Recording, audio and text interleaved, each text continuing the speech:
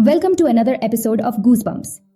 आज हम एक ऐसी भयानक और वेल डॉक्यूमेंटेड भूतिया घटना के बारे में बात करेंगे जो हमारे समय की सबसे डरावनी कहानियों में से एक है। The Ammons haunting. तैयार हो जाइए वास्तविकता पर सवाल उठाने के लिए और अंधेरे में कदम रखने के लिए। हमारी कहानी नवंबर 2011 में इंडियाना से शुरू होती है। लटोया एमंस, उनकी मां रोजा कैम्पबेल और लटोयास के 3 बच्चे जिनकी उम्र उस समय 7, 9 और 12 साल थी, 3860 कैरोलिना स्ट्रीट पर एक साधारण घर में रहने के लिए पहुंचे थे। वे अपनी नई शुरुआत को लेकर उत्साहित थे, लेकिन उन्हें नहीं पता था कि वे एक बुरे सपने में कदम रख रहे थे। लटोया और उनका परिवार घर में बसने के कुछ ही दिनों बाद एक अजीब घटना का सामना करते हैं। लटोया के अनुसार जो पहली अजीब घटना उन्होंने महसूस की जब अचानक उनके घर के बरामदे में बड़ी बड़ी काली मक्खी घूमने लगीं, और यह घटना दिसंबर के महीने की थी जब बाहर काफी ठंड थी। लटोया ने बताया कि उन्होंने इन मक्खियों को कई बार हटाने की कोशिश की, लेकिन ये बार बार वापस आ जाती।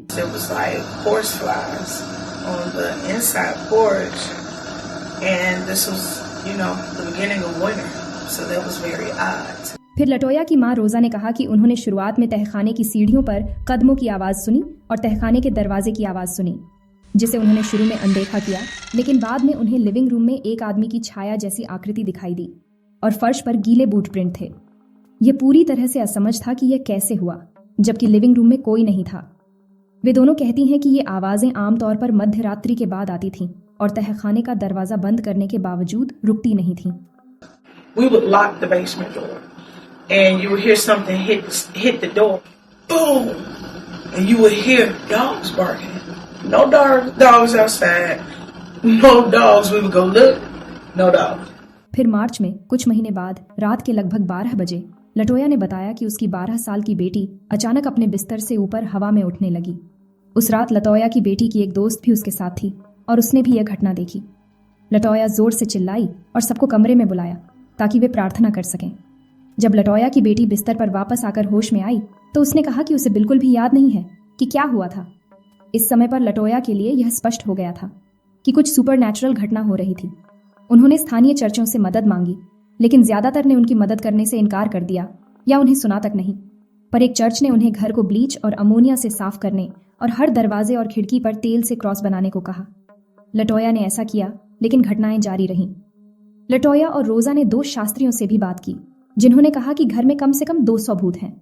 इन शास्त्रियों ने उन्हें सलाह दी कि वे तुरंत इस घर से चले जाएं, लेकिन लटोया और रोजा के पास इतने पैसे नहीं थे कि वे घर से चले जाएं। इसके बजाय लटोया ने अपने घर में धार्मिक चित्र और मूर्तियां लगानी शुरू कर दी। लटोया ने बताया कि 3 दिनों तक कुछ नहीं हुआ और उन्हें लगा कि शायद ये काम कर गया है, लेकिन फिर हालात और खराब हो गए। उनके बच्चे बहुत अजीब व्यवहार करने लगे। लटोया और रोजा ने बताया कि न केवल उनका व्यवहार बदल गया, बल्कि उनका रूप भी बदलने लगा।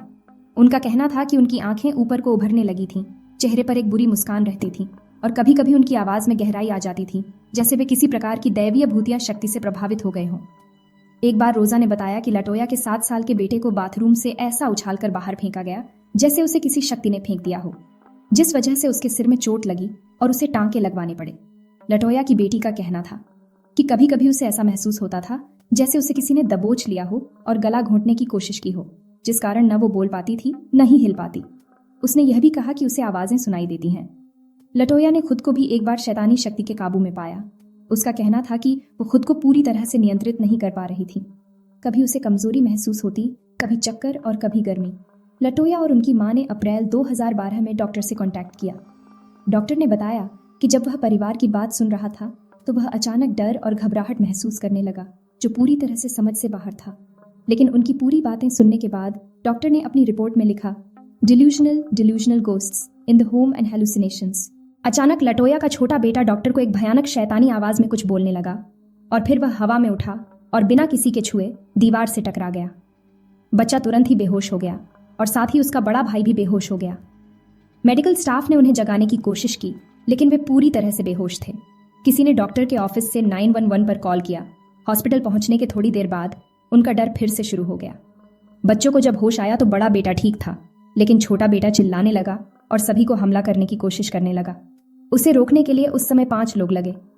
हॉस्पिटल के एक एम्प्लॉय का यह मानना था कि बच्चों का शारीरिक शोषण हो रहा है, इसलिए उन्होंने डिपार्टमेंट ऑफ चाइल्ड सेफ्टी से कांटेक्ट किया। जब केस मैनेजर वॉशिंगटन परिवार से बात कर रही थी तो लटोया के छोटे बेटे ने अपनी आंखें पीछे घुमा लीं और फिर उसने अपने बड़े भाई को गहरे शैतानी आवाज में कहा, समय आ गया है और मैं तुम्हें मार डालूंगा। लटोया की मां रोजा ने बच्चे का हाथ पकड़ते हुए कहा, तुम मेरे पोते नहीं हो, तुम एक शैतान हो। फिर जो हुआ वह बहुत डरावना था। बच्चा मुस्कान और खतरनाक निगाहों के साथ दीवार में पीछे की ओर बढ़ा और सभी को हैरान करते हुए वह दीवार से चिपककर उल्टे पैरों से दीवार से ऊपर चढ़ने लगा और सीधे फर्श पर वापस गिरा। कुछ समय तक वहां चुप्पी छाई रही। फिर वॉशिंगटन और उसका असिस्टेंट कमरे से बाहर दौड़े। जब उन्होंने डॉक्टर को इस बारे में बताया, डॉक्टर ने उसे सच नहीं माना। डॉक्टर ने इसे ट्रिक का नाम दिया। डॉक्टर ने कमरे में जाके बच्चे से वही ट्रिक फिर से दिखाने को कहा तो बच्चे का बोलना था कि उसे कुछ भी याद नहीं और वह उसे दोबारा नहीं कर सकता। लटोया के छोटे बेटे को अस्पताल में भर्ती किया गया और वो रात उसके साथ रुक गई, जबकि रोजा ने दोनों बड़े बच्चों को रिश्तेदार के घर भेज दिया। अगले दिन लटोया के छोटे बेटे का बर्थडे था। केस मैनेजर ने रोजा से कहा कि बच्चों को अस्पताल लाए ताकि मामले पर चर्चा की जा सके। परिवार ने बच्चे का बर्थडे वहीं हॉस्पिटल में मनाया, लेकिन पार्टी के खत्म होने के बाद लटोया को पता चला कि उनके बच्चों की custody department of child safety लेगा, क्योंकि उनका मानना था कि बच्चों के साथ स्पिरिचुअली और मेंटली रूप से एक्सप्लॉयटेशन हो रहा था। 2012 के 20 अप्रैल की सुबह लटोया को मदद मिली। एक प्रीस्ट रेवरेंड माइकल मैगिनो से संपर्क किया। रेवरेंड ने पहले कभी एक्सोर्सिज्म नहीं किया था, लेकिन उन्होंने जितना हो सके मदद करने का फैसला किया। जब वो लटोया और रोजा से मिलकर उनके घर पर बातचीत कर रहे थे, तब रोसा ने बाथरूम में एक झपकते हुए बल्ब के बारे में बोला, जो हर बार रेवरेंड के पास जाने पर बंद हो जाता था। रेवरेंड ने भी कहा कि उन्होंने लिविंग रूम में पैरों के निशान देखे। इंटरव्यू के बाद रेवरेंड माइकल मैगिनो को इस बात पर यकीन हो गया था कि परिवार को शैतान परेशान कर रहे हैं और उनका घर पूरी तरह से शैतानों ने घेर रखा है। उन्होंने घर को ब्लेसिड किया और तुरंत घर से जाने का बोला, जिसके बाद लटोया और रोजा एक रिश्तेदार के घर चले गए। एक हफ्ते बाद जब डिपार्टमेंट ऑफ चाइल्ड सेफ्टी ने घर का निरीक्षण किया तो कई इलेक्ट्रॉनिक डिवाइसेस घर में जाते ही खराब हो गए। एक ऑफिसर के रिकॉर्ड की गई ऑडियो में एक आवाज फुसफुसाते हुए सुनाई दी, I'm surprised the fire department hasn't been here. उन्होंने कई तस्वीरें भी ली, जिनमें से एक तस्वीर में तो एक चेहरा जो घर के अंदर खड़ा था वह भी दिखा। जहां लटोया अपने परिवार को वापस पाने पर काम कर रही थी, वहीं उनके घर में हो रही घटनाओं की जांच जारी रही। कुछ समय बाद जब वही टीम, जिसमें इस बार नई केस मैनेजर शामिल थी, फिर से घर की जांच की, इस बार उन्होंने देखा कि ब्लाइंड से एक तेल जैसा पदार्थ टपक रहा था। जब एक ऑफिसर्स ने उस तेल को छुआ तो 10 मिनट बाद उसका हाथ सफेद होने लगा। उसने कहा कि वो घबराहट महसूस कर रही है और सांस नहीं ले पा रही, इसलिए वो घर से बाहर चली गई। ऑफिसर्स ने अपनी रिपोर्ट में लिखा कि उन्होंने घर की दीवारों और ब्लाइंड्स पर तेल जैसा पदार्थ पाया, लेकिन वे नहीं समझ पाए कि यह कहां से आ रहा था। ये सोचते हुए कि कहीं ये तेल वो तो नहीं जो लटोया ने पहले घर में डाला था, इसलिए उन्होंने इसे साफ किया और घर को 25 मिनट के लिए बंद कर दिया। जब 25 मिनट बाद ऑफिसर्स घर में गए तो तेल फिर से वही दिखाई दिया। इसके बाद रेवरेंड ने एक्सोर्सिज्म करने का सोचा। रेवरेंड के अनुसार उन्होंने लटोया पर एक मामूली एक्सोर्सिज्म शुरू किया। उन्होंने बताया कि इस रिचुअल में प्रेयर्स, कन्फेशंस और शैतानों को बाहर निकालने की अपीलें शामिल थीं। इस दौरान 2 अधिकारी और नई DCS केस मैनेजर भी मौजूद थे। Whenever you would praise God in Latin, no reaction. But you start condemning the demon, condemning, the evil spirit, all of a sudden she's reacting to that. And then you will go back, and the moment you go back to praising God, she would stop reacting. नई DCS case manager ने कहा कि न केवल उन्होंने exorcism के दौरान कुछ अजीब महसूस किया, बल्कि इसके बाद उन्हें हेल्थ प्रॉब्लम्स का सामना भी करना पड़ा। उन्होंने यह भी बताया कि उस तेल को छूने के 1 महीने के अंदर उनके साथ कई सारी घटनाएं हुई, जैसे मोटरसाइकिल से 30 डिग्री जलना, 3 पसलियां तोड़ना, जेट स्कीइंग करते समय हाथ की हड्डी टूटना और दौड़ते हुए एंकल भी टूटना। रेवरेंड के अनुसार लटोया पर 3 बार एक्सोर्सिज्म हुआ, जो 2 बार इंग्लिश और 1 बार लैटिन में हुआ। इसके बाद लटोया और उसकी मां इंडियानापोलिस चली गईं। उन्होंने रेवरेंड को अपने नए घर को ब्लेस करने के लिए बुलाया। लटोया को नवंबर 2012 में अपने बच्चों की कस्टडी वापस मिल गई। 2014 में इस घर को पैरानॉर्मल इन्वेस्टिगेटर जैक बगान्स ने खरीदा और अपनी फिल्म डीमन हाउस में इससे डॉक्यूमेंटेड किया। जैक ने अंततः इस संपत्ति को नष्ट कर दिया। क्या यह शैतानों का काम था या इसका कोई और कारण था?